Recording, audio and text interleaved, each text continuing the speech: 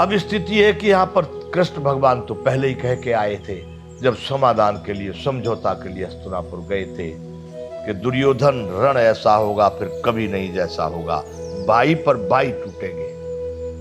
पर अर्जुन को यह बात मालूम नहीं कि इस तरह का, ये पता है युद्ध होगा।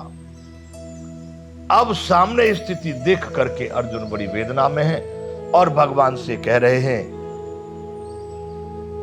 हे केशव, अपने बांधवों को, धृतराष्ट्र के पुत्र अपने भाइयों को मारने के लिए हम योग्य नहीं है, और अपने कुटुंब को मार करके मुझे नहीं लगता कि हम सुखी हो पाएंगे। रात और दिन हम इसी वेदना में गलते चले जाएंगे। भाइयों को मारा। अगला पहले अध्याय का 38वां श्लोक, 38 और 39 दोनों साथ में है। फिर अर्जुन अपनी बात को कृष्ण भगवान के साथ में रख रहे हैं। बड़ी गंभीर विषय है, गंभीर बात है ये।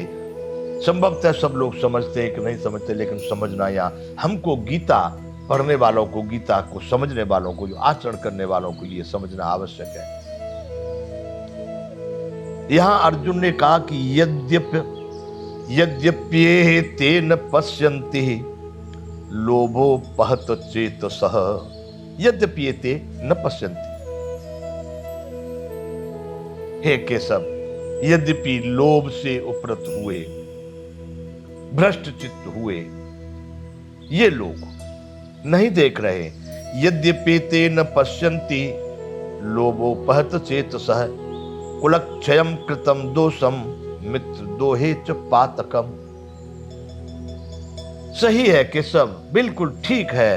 मान लिया कि ये लोग लोभ से भ्रष्ट चित्त हुए, ये नहीं देख रहे हैं कि कुल के क्षय होने से कौन से दोष लगेंगे, मित्रों से द्रोह करने पर, विरोध करने पर कौन से पाप लगेंगे, उसको ये लोग समझने का प्रयास भी नहीं कर रहे। यद्यपि ते न पश्यन्ति लोभोपहत चेतसः कुलक्षयम कृतम दोषम मित्र दोहे च पातकम। और ये क्यों करेंगे केशव? ये ऐसा विचार क्यों करेंगे? क्यों? ये तो भ्रष्ट चित्त है, ये तो आताताई है।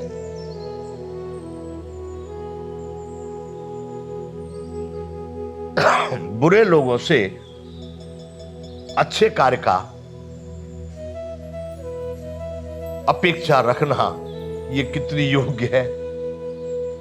इसलिए अर्जुन कहना चाह रहे कि यदि ये आताताई है, ये भ्रष्ट चित्त है, ये लोभ से ग्रसित है, तो ये तो अच्छे विचार को करेंगे ही नहीं।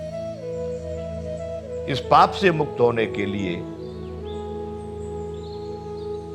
इस दोष से हटने के लिए ये विचार नहीं करेंगे। अब अगला श्लोक जो 39वां श्लोक है, देखिए कैसे अर्जुन कृष्ण भगवान से कह रहे हैं कि हे केशव, कथम न गेयम अस्माभि पापा दस्मान निवर्तितुम कुलक्षयम कृतम दोषम प्रपश्यद्दु भी जनार्दन। पर हे जनार्दन, हे केशव, आप चिंतन कीजिए किस बात का?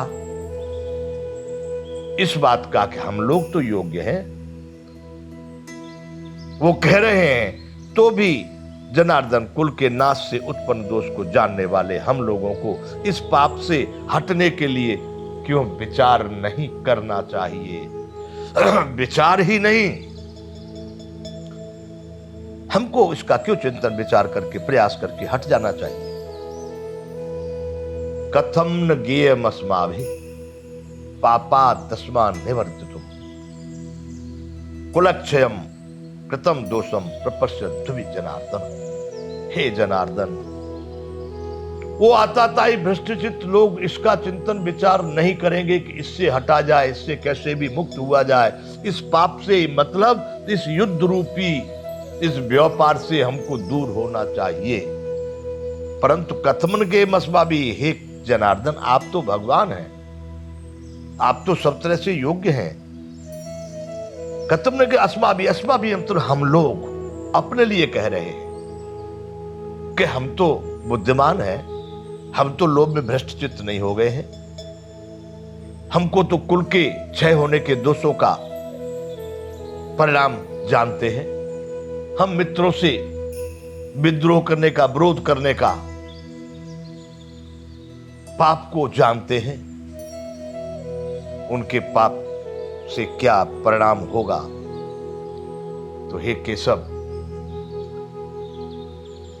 मैं आपसे प्रार्थना करता हूं कि कथम न गेयमस्मा विपापा दस्मान निवर्तितुम कुलक्षयम कृतम दोषम प्रपश्यद्दु जनार्दन। हे भगवान, हे माधव, ये लोग तो लोभ से भ्रष्टचित्त हो गए हैं, आताताई हैं, इसलिए ये कुल के नष्ट होने के दोषों को भी नहीं देख रहे, मित्रों से विरोध होने के पाप को भी नहीं देख रहे, क्योंकि आताताई है, भ्रष्ट हैं। परंतु हम लोग तो इसके भेद को जानने वाले हैं। हम लोग तो जानते हैं कि कुल को नष्ट होने से क्या परिणाम होगा। हम तो जानते हैं कि मित्रों से विद्रोह करने से क्या परिणाम होगा। तो केशव, हम लोगों को इस पाप से हटने के लिए अवश्य ही विचार करना चाहिए, चिंतन करना चाहिए। बंधुओं, ये पहला अध्याय, इसका नाम है अर्जुन विषाद योग। और आप यहां प्रत्यक्ष देख रहे हैं कि अर्जुन अपनी ओर से जितना भी हो सकता है इस युद्ध को टालने के लिए, यहां से बचने के लिए, अपने स्वजन समुदाय के साथ टकराने से हटने के लिए यथासंभव पूरा प्रयास कर रहे हैं। बंधुओं, यही आज हम अर्जुन का उदाहरण देते हैं, आज हम अर्जुन को याद करते हैं। यही सही में भारतीयता है, यही मानवता है। अर्जुन जैसा सक्षम, समर्थ वीर, विश्व विजयी वीर,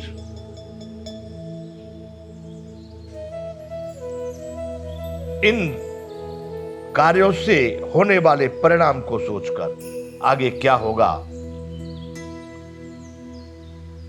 बंधुओं, इस महाभारत के बाद ही कलयुग आ गया है। आप लोग जानते हो कि न जानते हो, पर हमारे भारतीय ग्रंथों में कलयुग जो बताया है, इस महाभारत के बाद पांडव लोग हिमालय को चले जाते हैं अपने पौत्र अभिमन्यु के पुत्र परीक्षित को राज्य देकर। बस उसी के बाद में कलयुग की शुरुआत होती है, जो अर्जुन कह रहे थे कि वर्ण शंकर आगे कहेंगे। इसमें कुल के क्षय, नष्ट होने के दोषों से हमें क्यों नहीं बचना चाहिए, अर्थात हमको पूरा पूरा विचार करना चाहिए, पूरा पूरा चिंतन करना चाहिए कि हम इन दोषों से बच पावे।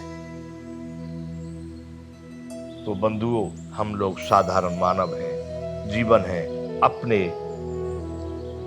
हमारे आज साथ में कुटुंब, परिवार, भाई भाई का स्थिति यही है कि थोड़ी थोड़ी जगह के लिए, एक एक गज जगह के लिए, थोड़े अल्प लोभ के लिए, अल्प मान सम्मान प्रतिष्ठा के लिए हम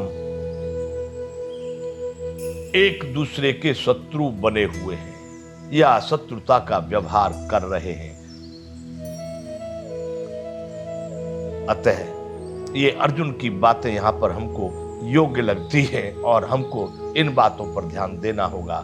तो बंधुओं, यहां पर अर्जुन ने कहा कि महाराज, हम लोग तो जानने वाले हैं इसके परिणाम को, अतः हम लोगों को इसके लिए विचार अवश्य करना चाहिए। यहां पर अभी विराम करेंगे, आगे फिर शुरू होगा संपूर्ण भगवत गीता। जय विश्व।